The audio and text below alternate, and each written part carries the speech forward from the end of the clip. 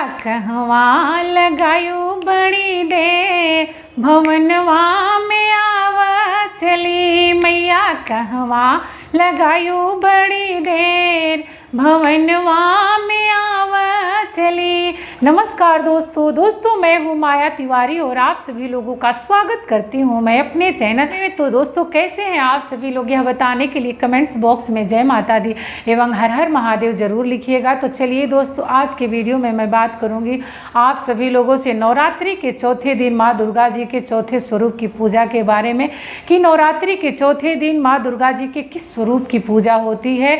इसके साथ साथ मैं यह भी बात करूँगी कि माता का पसंदीदा रंग, फूल, भोग, मंत्र एवं कथा के बारे में, कि माता का कथा कौन सा है, कथा सुनने मात्र से क्या होता है। दोस्तों, सबसे पहले मैं आप सभी लोगों को बताना चाहती हूँ कि कथा जरूर सुनिएगा। कथा बहुत छोटा है, जो लोग पूजा करते हैं वो लोग भी सुने और जो लोग पूजा नहीं करते वो लोग भी कथा सुने। कथा सुनने मात्र से समस्त कामनाएं, जितने भी साधक की कामनाएं रहती है वो सब समस्त कामनाएं पूर्ण हो जाती है।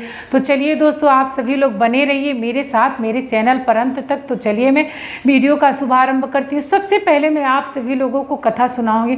कथा बहुत छोटा है, तो सबसे पहले मैं कथा सुनाऊंगी, उसके बाद से माता की पूजा के विधि विधान के बारे में, फूल, भोग, मंत्र एवं मंत्र के बारे में बताऊंगी कि कौन सा माता का मंत्र है जिसको जपने से माता बेहद खुश रहती है। तो चलिए दोस्तों, सबसे पहले मैं आप सभी लोगों को कथा श्रवण कराती हूँ। तो आप सभी लोग बने रहिए मेरे साथ मेरे चैनल पर अंत तक।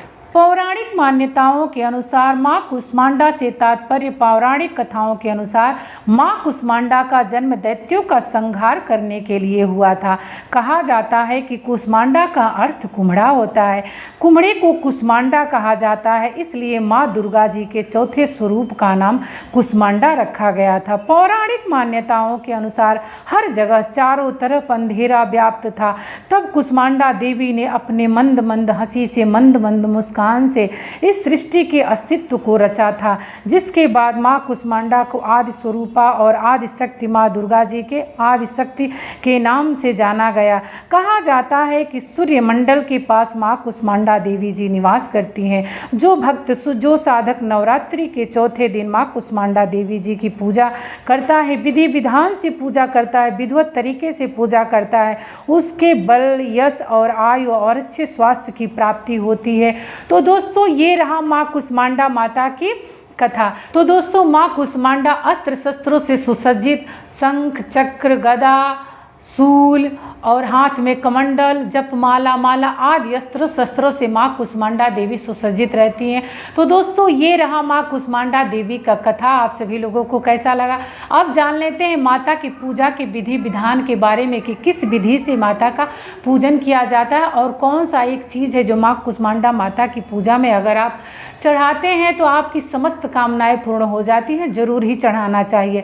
तो चलिए दोस्तों, आइए जान लेते हैं पूजा के विधि विधान के बारे में। सबसे पहले कार्य क्या करना है कि आपको सुबह उठ करके स्नान करके सूर्योदय से पूर्व उठना है। ये नहीं कि सूर्योदय के बाद, सूर्योदय से पूर्व उठ करके स्नान आदि करके अपने घर के कार्यों से निवृत्त होकर के, और उस दिन जो है माता का प्रिय रंग जो है ऑरेंज रंग है, यानी नारंगी रंग है।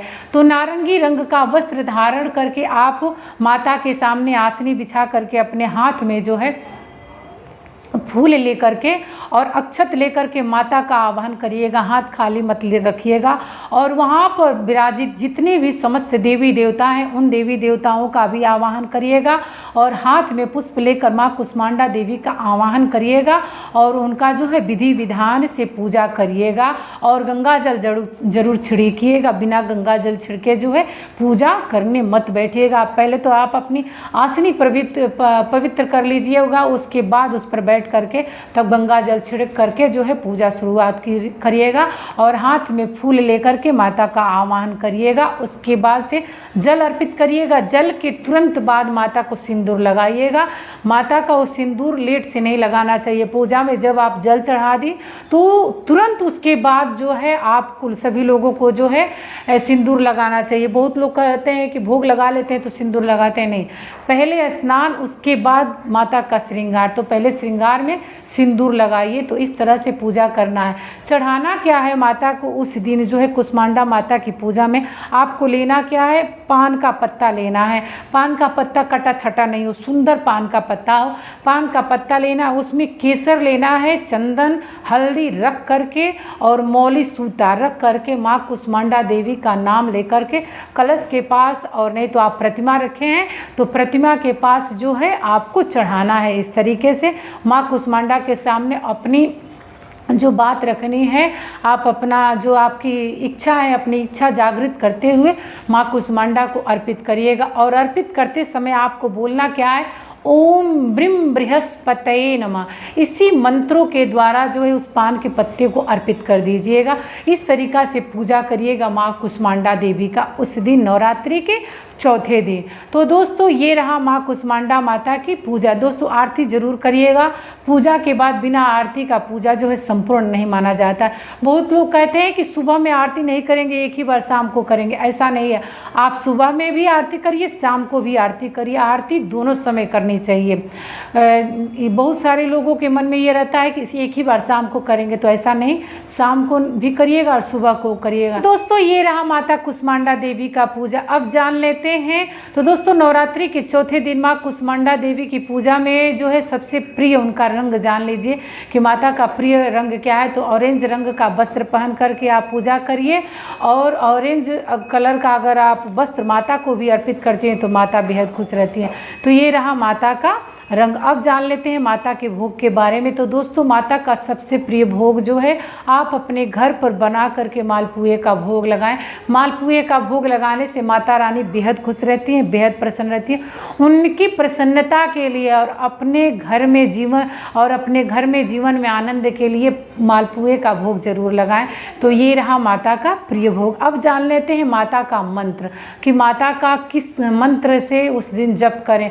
5 बार 7 बार, 1 माला, जो भी आप जप करना चाहती हैं, जितना सक्षम उतना। तो माता का मंत्र क्या है, ओम कुष्मांडाय देव्यै नमः। इस मंत्र से जो है माँ कुष्मांडा देवी का जप करें आप। तो ये रहा माता का मंत्र। अब जान लेते हैं कि माता का फूल क्या है। तो दोस्तों माता का सबसे प्रिय फूल जो है लाल फूल है। लाल रंग का गुड़हल फूल आप चढ़ाइए। कमल पुष्प भी चढ़ा सकते हैं। अगर कमल पुष्प मिल गया तो बहुत खुशी की बात है। कमल पुष्प भी चढ़ा करके आप माता का पूजा कर सकते हैं। पूजा के पश्चात जो है आरती जरूर करिए। तुरंत आरती करके पूरे घर में आरती घुमा करके तब पूजा, नीचे जल गिरा करके प्रणाम करके तब वहाँ से हटिएगा प्रसाद ले करके। बिना प्रसाद के मत हटिएगा। तो दोस्तों ये रहा नवरात्रि के चौथे दिन माँ कुष्मांडा देवी की पूजा की विधि विधान के बारे में और कथा के बारे में। तो दोस्तों ये वीडियो आप सभी लोगों को कैसी लगी, आशा करती हूँ, उम्मीद करती हूँ कि ये वीडियो आप सभी लोगों को पसंद आई हो। अगर ये वीडियो आप लोगों को पसंद आई हो तो प्लीज़ मेरे चैनल को ज़रूर सब्सक्राइब कर दीजिएगा। बेल आइकन को प्रेस कर दीजिएगा जिससे हमारे आने वाले वीडियो का नोटिफिकेशन आप सभी लोगों के पास तुरंत पहुंच जाएगा। तो चलिए दोस्तों फिर मिलती हूँ एक नई वीडियो में। तब तक के लिए आप सभी लोगों को मेरे तरफ से नवरात्रि की बहुत शुभकामनाएं। प्रेम से बोलिए कुष्मांडा माता की जय।